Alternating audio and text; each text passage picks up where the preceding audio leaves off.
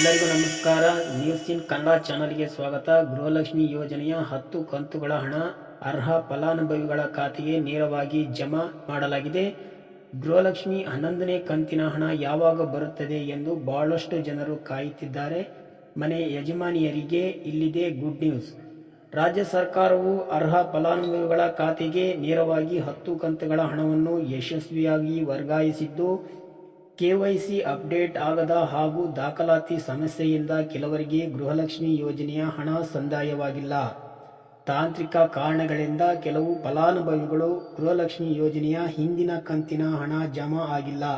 ಯಾರಿಗೆ ಇದುವರೆಗೆ ಗೃಹಲಕ್ಷ್ಮಿ ಯೋಜನೆಯ ಹಣ ಬಂದಿರುವುದಿಲ್ಲ ಅಂತವರು ಬ್ಯಾಂಕ್ ಖಾತೆಗೆ ಆಧಾರ್ ಲಿಂಕ್ ಆಗಿದೆಯಾ ಎಂದು ಚೆಕ್ ಮಾಡಿಕೊಳ್ಳಿ ಹಾಗೂ ಕೆವೈಸಿ ಅಪ್ಡೇಟ್ ಮಾಡಿಸಿ. ಹೌದು, ಗೃಹಲಕ್ಷ್ಮಿ ಯೋಜನೆಯ 11ನೇ ಕಂತಿನ 2,000 ರು ಕೆಲವರಿಗೆ ಬಂದಿದೆ ಎನ್ನಲಾಗಿದೆ.